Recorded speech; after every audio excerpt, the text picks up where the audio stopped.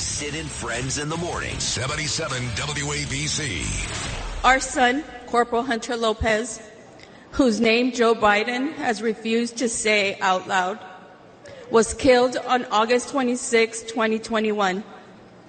He died during Joe Biden's disastrous withdrawal from Afghanistan.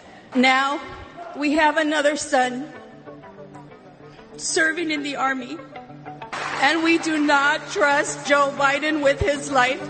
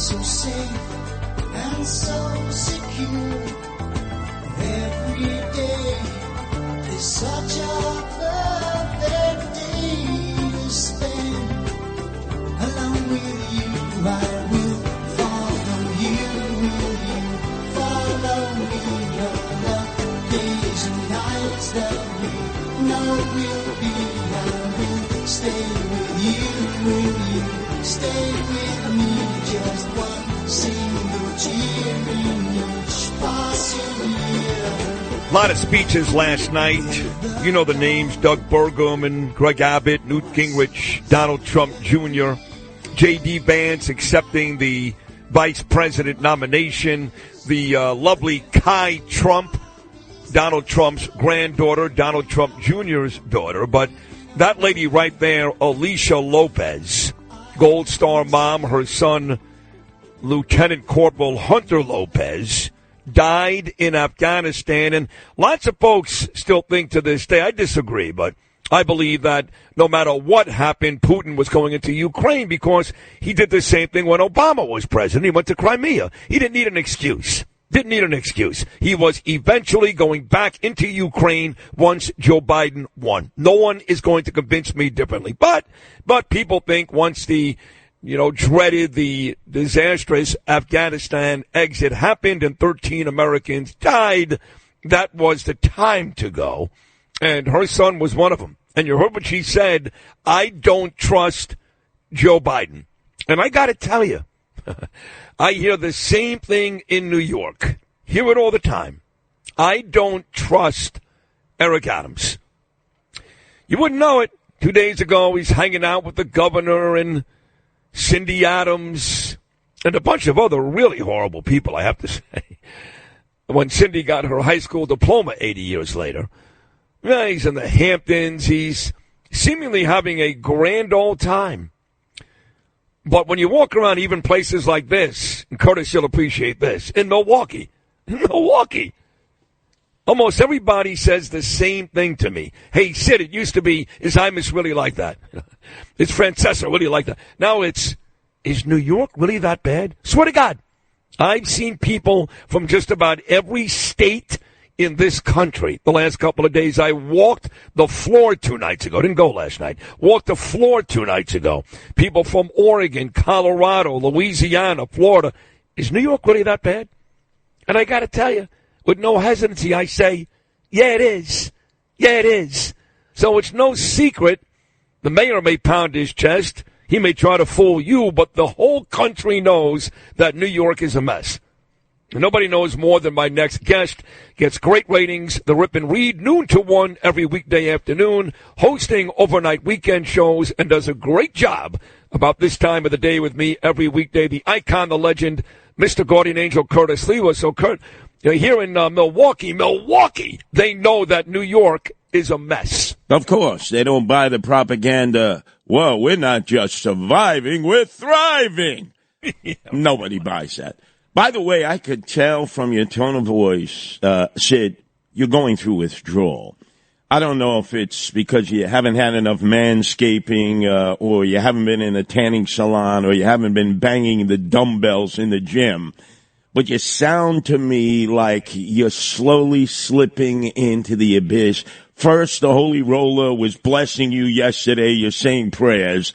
Then you had this goober on from the Michigan Network. You're talking about Grand Rapids, Michigan, and Amway. Come home, Sid. It's time to come home. Well, just so you know, you couldn't be more wrong about the gym.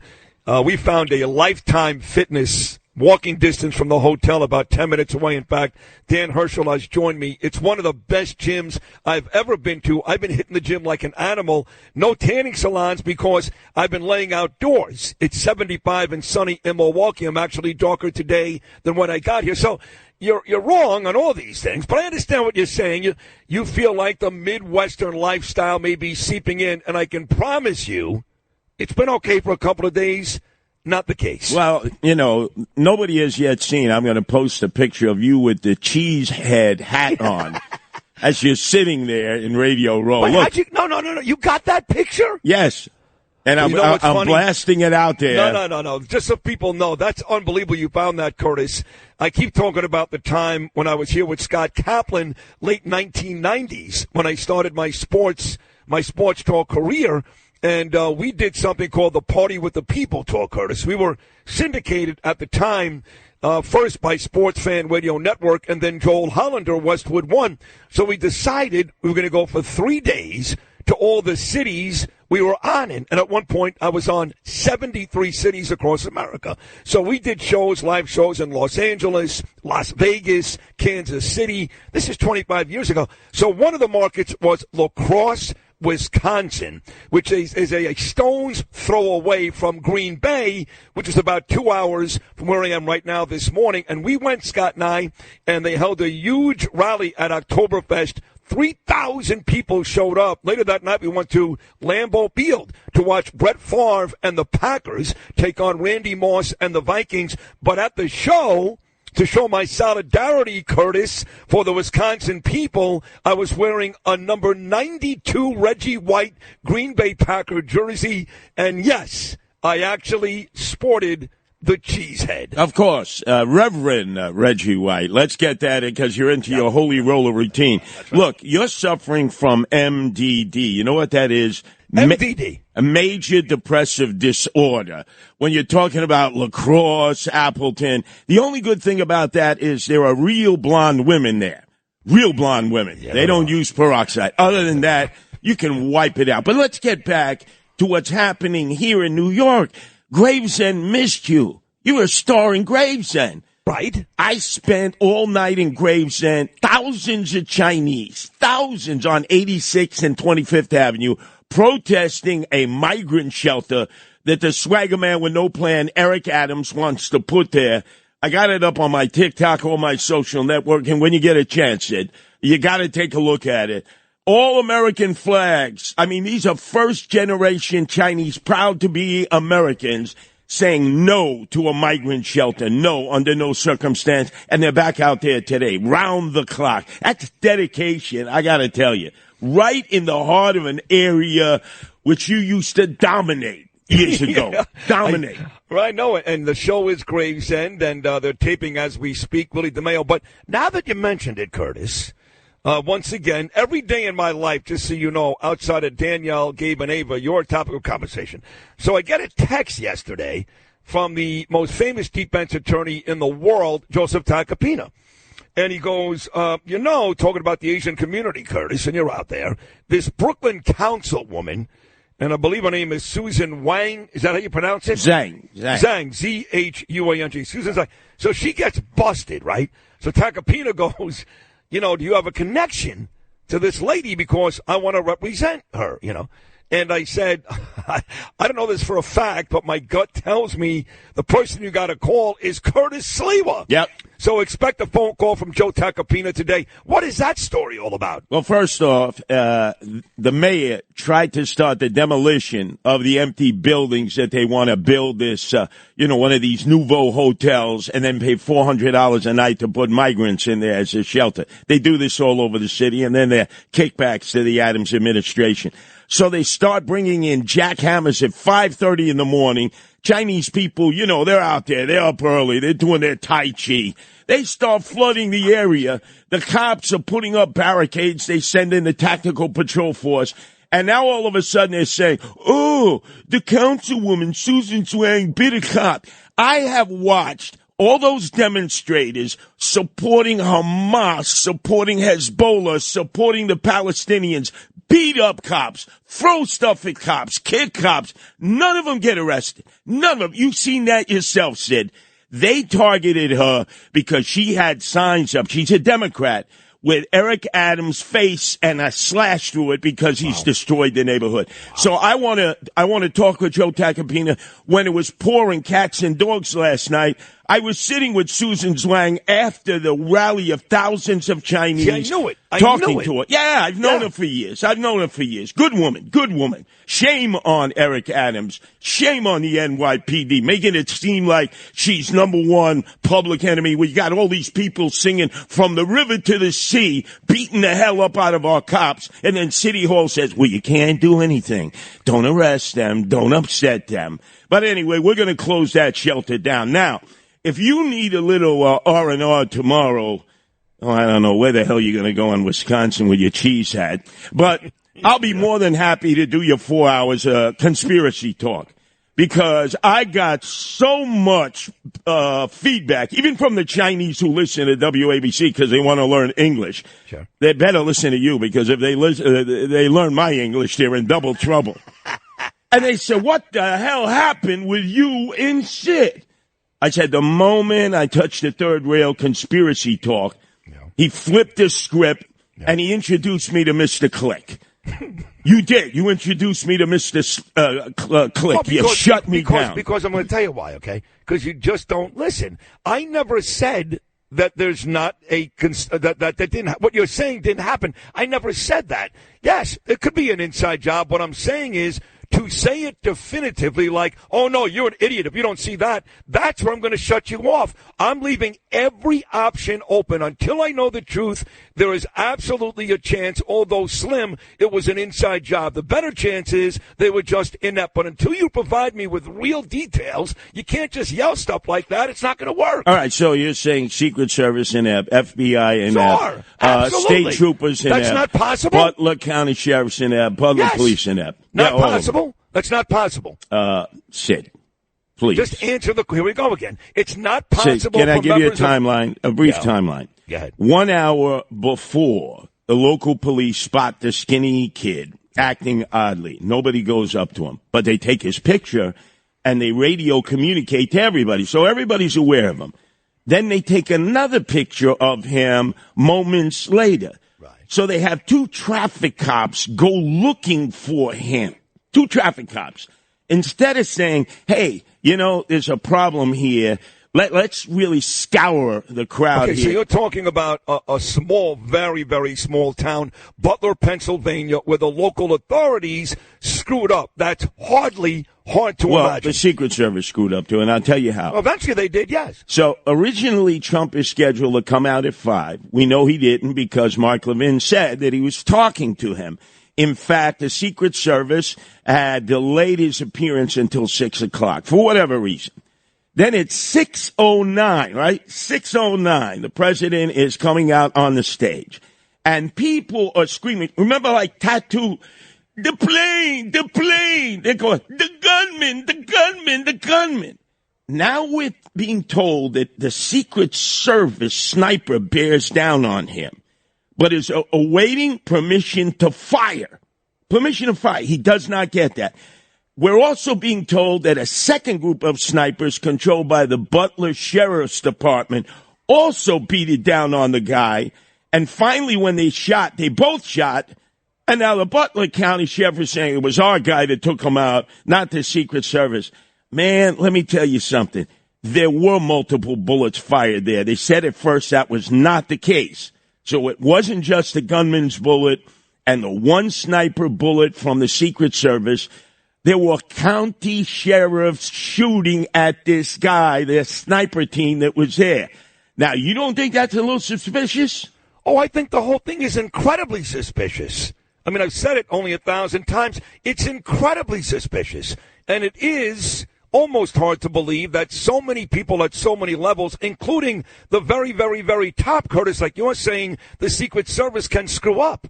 But they do. And until you say to me, well, that guy right there wants Trump dead. Or that guy right there is a Biden guy. He wants Trump dead. Until I have something very specific that explains to me why somebody allowed this to happen, wanted Trump to be assassinated, I have to say that while incredibly suspicious, it's human error until I know the facts. I don't think that's unreasonable. Sid, did you ever watch the great movie Taxi Driver with De Niro who hates Trump? I mean, one of my favorite movies of all time. That was one of our buddy Martin Scorsese's best, earliest works. But you remember Travis Bickle, he decides to put a mohawk haircut on. Yes. He's got the flak jacket on, and he goes to this guy, Palatine's rally, who's running for president, right in Columbus Circle. Very good. Yeah. And he reaches into his jacket there, and the Secret Service spots him, right? Yep. And immediately goes running in his direction, and he runs out of there. Obviously, they're using creative license. But that's what you're supposed to do. Right. They knew this guy was suspicious an hour before. So then tell me, we'll do the same exercise we did yesterday. Because everything you just pointed out is accurate. I'm not fighting with you. It's all accurate. I know all of this, okay? And it is incredibly suspicious. So inside job, tell me what you think happened. Who did somebody want Trump dead in the Secret Service? And what happened there? You tell me. No doubt about that. Because, look, the one building that he scales up, remember, he buys a ladder that morning at Home Depot. They found the receipt on him in his dead body. He's able to get entry onto the building there. Nobody spots him, supposedly. Nobody saw him with the AR-15 rifle. What's not to say that that rifle wasn't already on that building? Well, they did actually see him walk in with a rangefinder. Yeah, but that's not the rifle. No, I know, but they did see the bag with the rifle. So let me just, because we got to wrap this up. No, they saw a backpack. They saw a backpack. Right, so the backpack. So one of these Secret Service people, you're saying, wanted Trump dead. The Secret Service director, her lame excuse, why didn't you have somebody on that? She wasn't there. She wasn't there. I know, but remember, there's motive here, right?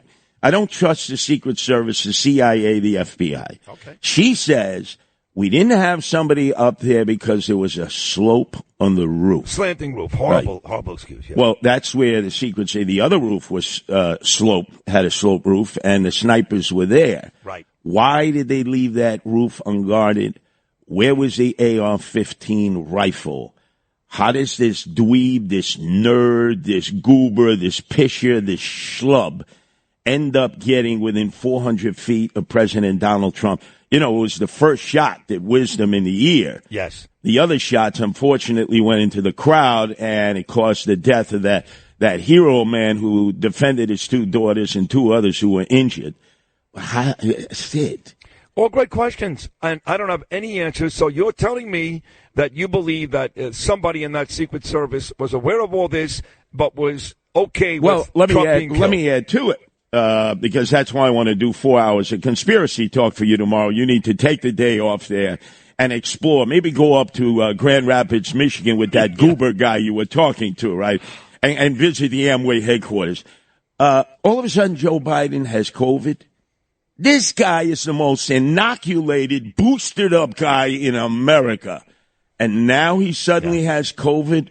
Because you're getting crazy. It's not crazy. You've lost your mind. So now you're saying the Biden COVID is part of this whole conspiracy? No. I'm saying it takes him off from having to go out there and make a fool out of himself, go to these rallies and stumble and So you don't believe he really has COVID? You think that's a lie? No, I think that's a perfect excuse to keep him off the campaign trail. I think you're nuts. I mean, look, does he not make mistakes every time he's on a campaign, right? Yes, he does. And then if you say the guy has COVID, almost nobody gets COVID nowadays. By the way, almost nobody.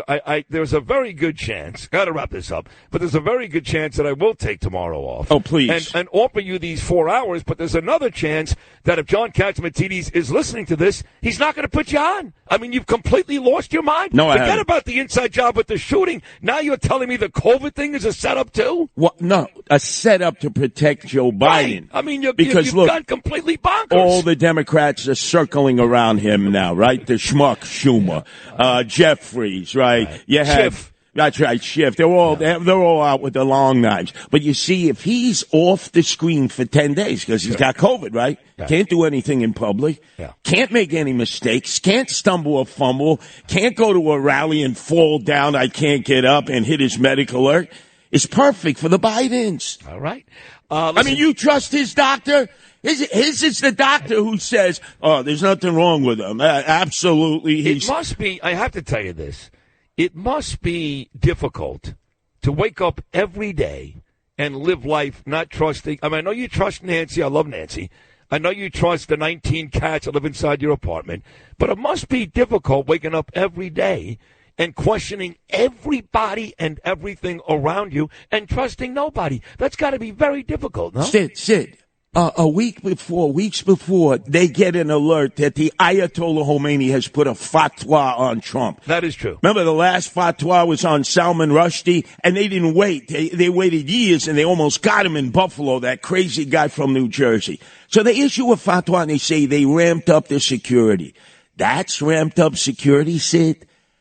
Women stumbling and fumbling and dropping their guns, and they couldn't even put it in the hole. That's ramped up security. And then all of a sudden you look at the convention when they escorted Donald Trump down on that first night, all these big guys, with testosterone crashing through their cranium who were equal in size to the President Donald Trump or even larger, and they were all over him. Come on, Sid. All right. Well, listen, I know how you feel. And again, you're not alone. I think you're crazy, but you're not alone. And until somebody gives me the real reason why all this happened, then I'm going to say what you're saying, as crazy as it sounds, remains a possibility. Great job today, Curtis. Wait. I want conspiracy talk tomorrow. Take the day off, and I'll probe as to why Joe Biden does not have COVID. All right. How that same doctor who said he doesn't have Parkinson's and said, he's the healthiest man alive. He could play 18 holes of golf with Donald Trump. You want to believe that guy? It's perfect to get him off the stage, not have to make mistakes out there, and avoid getting stuck with all the Democrats. Come on, wake up, Sid. You've been eating too much cheese out there. Thank you very much. All right, thank you. Bo Dietl checks in. My dear friend Bo Dietl, maybe the greatest cop ever. That's right, I said it, Eddie. Maybe the greatest cop ever. He said, Sid, you're so right. I spoke to a former sniper Army Ranger Secret Service guy. They totally effed up. Not enough manpower, no organization, no conspiracy. Again, another professional person in that business who thinks Curtis and the rest of these people, and I agree, are protect the cops. Thank you, That's Curtis. right, protect the cops. God damn it, Curtis, we're done.